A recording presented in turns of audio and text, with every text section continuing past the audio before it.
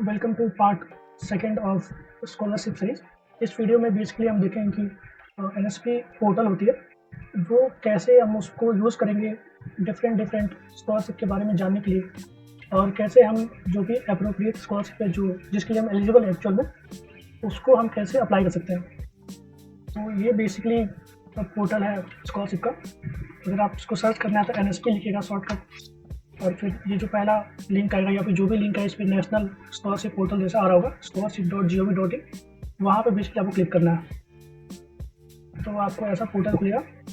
अब अनाउंसमेंट क्या है, बेसिकली जो भी इम्पोर्टेंट अनाउंसमेंट होंगे, जैसे कुछ गाइडलाइन में चेंज हो गया या फिर नया सेशन में खुलता है बच्चों के लिए अप्लाई करने के लिए, उसके रिगार्डिंग और कोई भी अनाउंसमेंट करना हो तो इस सेक्शन में जाके चेक करते हैं। OTR सेक्शन क्या होता है, तो बेसिकली लास्ट 2 ईयर से या आई थिंक लास्ट 1 ईयर से OTR इंट्रोड्यूस किया गया। उससे पहले NSP ID होती थी, बट अब OTR जनरेट करना पड़ता है, और OTR को यूज़ करके हम लॉगिन करते हैं अपने अकाउंट में NSP पे। अप्लाई फॉर स्कॉलरशिप, ये एक स्टेप आपको यूज़ करना पड़ेगा जब आप स्कॉलरशिप के लिए अप्लाई करेंगे, बट उससे पहले आपको अपना OTR जनरेट करना पड़ेगा। ट्रैक योर पेमेंट, ये जब आपकी स्कॉलरशिप अप्रूव हो जाती है तो आपको एक PFMS फाइल जनरेट होती है, और उस PFMS फाइल की एक ID मिलती है।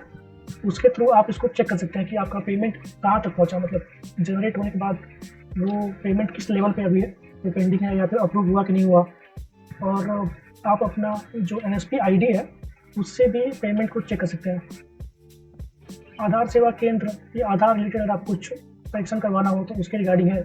इसमें नियरेस्ट जो आधार सेवा जो सेंटर है उसके रिगार्डिंग आपको इन्फॉर्मेशन मिलेगा।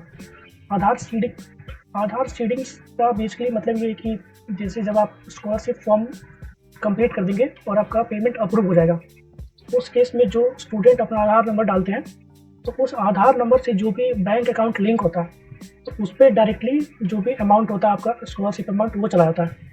तो आधार सीडिंग से बेसिकली हम ये चेक कर सकते हैं कि जो हमारा आधार नंबर है उससे कौन सी बैंक अकाउंट लिंक्ड है।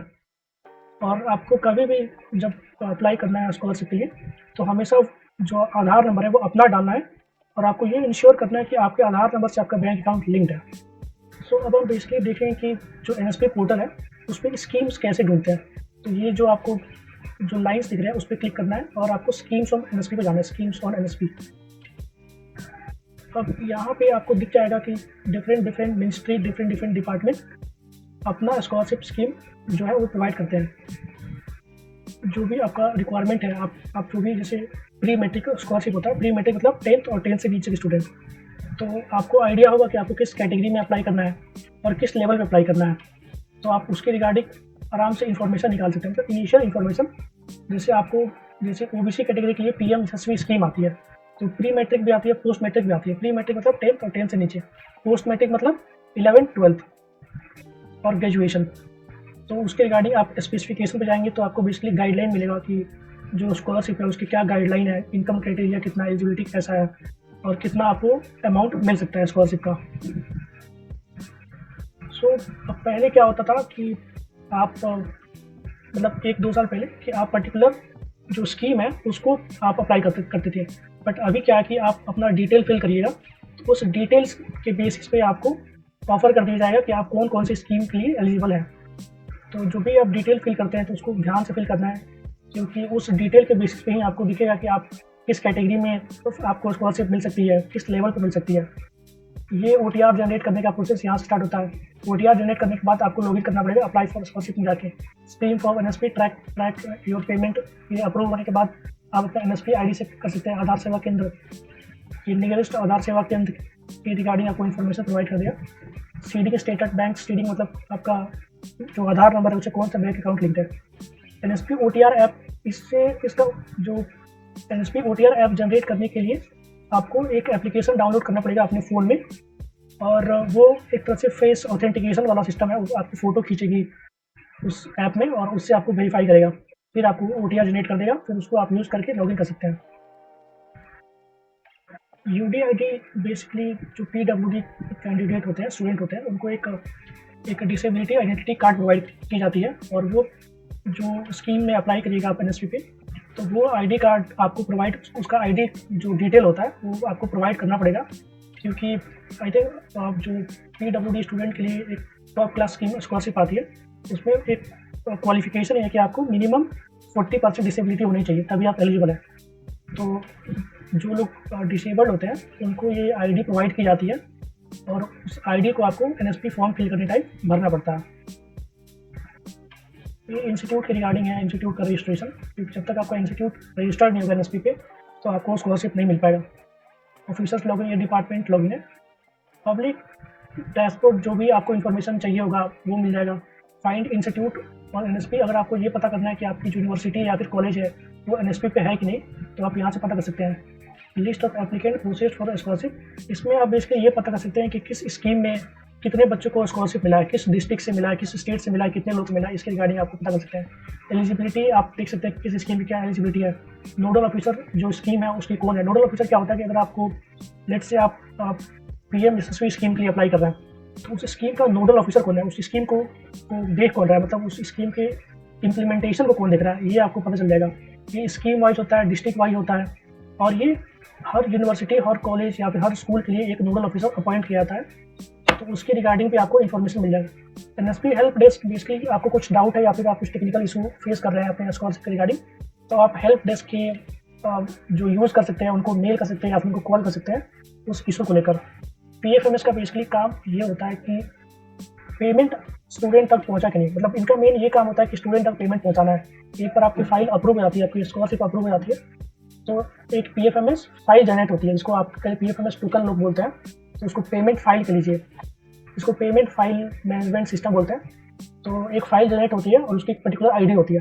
तो इस PFMS हेल्प डेस्क से आप ये पता कर सकते हैं कि अगर आप कुछ इशू हो गया, जैसे आपको स्कॉलरशिप आने में कुछ एरर हो गया, तो आप इससे पता कर सकते हैं कि आपका स्कॉलरशिप क्यों नहीं आ पाई या फिर क्या इशू है। ग्रीवियंस रजिस्ट्रेशन, कुछ आपको अगर इशू आ रहा है तो आप ग्रीवियंस रजिस्टर कर सकते हैं, कुछ भी इशू हो सकता है, जैसे आपको डॉक्यूमेंट सबमिट करने में इशू आ रहा है तो उसके रिगार्डिंग कर सकते हैं। अबाउट NSP के बारे में जान सकते हैं कि NSP क्या है और ये प्लेटफॉर्म क्यों बनाया गया है। कॉन्टैक्ट अस NSP के रिगार्डिंग, अगर आपको कुछ इशू आता है तो वहाँ पर फॉलो कर सकते हैं, आप उनसे कॉन्टैक्ट कर सकते हैं। दूसरा एक स्कीम आप मिनिस्ट्री वाइज सर्च कर सकते हैं, जैसे सेंट्रल सेक्टर स्कीम हो गया, सेंट्रल स्पॉन्सर्ड स्कीम हो गया या स्टेट स्कीम हो गया। तो नेट से आपको NSP पे स्टेट के भी स्कीम होती है और सेंटर की भी स्कीम होती है, तो आप यहाँ पे चेक कर सकते हैं कि आपकी स्टेट की स्कीम यहाँ पे है कि नहीं। कुछ स्टेट्स की जो वेबसाइट होती है, मतलब स्कॉलरशिप की वेबसाइट होती है, वो सेपरेट होती है। जैसे Bihar government I think last 3-4 year से उन लोगों ने अपना वेबसाइट, मतलब वो लोग पहले NSP से ही करते थे, एप्लीकेशन लेते थे, बट उन लोगों ने फिर अपना जो बिहार गवर्नमेंट है वो फिर NSP की जगह अब अपना सेपरेट वेबसाइट है उनका PMS post matric scholarship scheme का, तो वो आप उसके थ्रू एप्लीकेशन फिलअप करवाते हैं और जो भी स्कॉलरशिप प्रोसेस है वो PMS के थ्रू होता है। यहाँ पे आप जो भी अपना स्टेट है उसके हिसाब से आप सर्च कर सकते हैं कि लेट्स से दिल्ली गवर्नमेंट, तो कौन से स्टेट है वो कौन सी स्कीम प्रोवाइड कर रही है, उसकी रिगार्डिंग आप देख सकते हैं। यहाँ मिनिस्ट्री के अकॉर्डिंग देख सकते हैं, जैसे मानिए मिनिस्ट्री ऑफ ट्राइबल अफेयर्स वो कौन सी स्कीम प्रोवाइड कर रही है वो देख सकते हैं। ये जो आप देख रहे हैं ये बेसिकली डेडलाइंस है, जैसे स्कीम ओपन होने की डेडलाइन क्या है 2/6/2025, मतलब ये आई थिंक जुलाई 6 जुलाई, तो ये 2/6/2025 उस टाइम में ये स्कॉलरशिप ओपन हुई थी। स्टूडेंट के लिए 31 अक्टूबर 2025 लास्ट डेट है स्टूडेंट के लिए। इस टाइम तक आपको एप्लीकेशन फिलअप करना है, इसके बाद से एप्लीकेशन क्लोज हो जाएगी और आप एप्लीकेशन सबमिट नहीं कर पाएगा। डिफेक्टिव वेरिफिकेशन 15 नवंबर 2025। डिफेक्टिव वेरिफिकेशन क्या होता है कि अगर आपके फॉर्म में कोई इशू है, उस केस में आप जो नोडल ऑफिसर होता है या फिर आपकी यूनिवर्सिटी का या फिर डिस्ट्रिक्ट का या फिर मिनिस्ट्री का, वो उसको एज अ डिफेक्टिव मार्क कर देते हैं। और डिफेक्टिव मार्क करने से फ़ायदा क्या होता है कि आप अपने जो फॉर्म है उसमें जो भी फॉल्ट है उसको आप करेक्ट कर सकते हैं और वापस से उसको सबमिट कर सकते हैं, तो आपका स्कॉलरशिप फिर फॉर्म अप्रूव हो जाएगा। इंस्टीट्यूट वेरिफिकेशन, ये बेसिकली जो आपका इंस्टीट्यूशन है जहाँ आप अप्लाई जिस इंस्टीट्यूशन में पढ़ रहे हैं वहाँ के नोडल ऑफिसर का डेडलाइन है कि इस डेडलाइन से पहले तक आपको वेरीफाई करना है। DNO district nodal officer, state nodal officer और मिनिस्ट्री नोडल ऑफिसर, ये उनका डेडलाइन है। ये अलग अलग स्कीम के लिए अलग अलग होता है। जैसे कुछ स्कीम में क्या होता है कि आपकी यूनिवर्सिटी से वेरीफाई हुआ या फिर आपके स्कूल से वेरीफाई हुआ तो वो सीधे चला गया मिनिस्ट्री के पास, और कुछ में क्या होता है कि बीच में डिस्ट्रिक्ट नोडल ऑफिसर आता है या फिर स्टेट नोडल ऑफिसर आता है फिर मिनिस्ट्री के पास जाता है। तो उन सबका ये डेडलाइन है कि इतने तारीख से पहले, इतने डेट से पहले आप उसको वेरीफाई करना है। तो अगर आप स्कीम के लिए अप्लाई कर रहे हैं तो आप इन डेडलाइन का ध्यान रखिएगा। सो ये था part 2 of scholarship series. Next part में हम देखेंगे कि जो बिहार गवर्नमेंट की PMS पोर्टल है उस पर स्कॉलरशिप कैसे अप्लाई कर सकते हैं। और करेंटली 24-25 सेशन के लिए यानी जो एकेडमिक ईयर 24-25 यानी लास्ट ईयर की जो स्कॉलरशिप जो प्रोसेस है वो स्टार्ट कर दिया गया। तो जो लोग लास्ट ईयर अप्लाई नहीं कर पाए थे क्योंकि उस टाइम फॉर्म नहीं आया था, वो लोग उसको अप्लाई कर सकते हैं। और उसके रिगार्डिंग कुछ लोगों को इंस्टीट्यूट ढूंढने में इशू आ रहा है और कोर्स ढूंढने में इशू आ रहा है, तो उसके रिगार्डिंग हम नेक्स्ट वीडियो में बात करेंगे।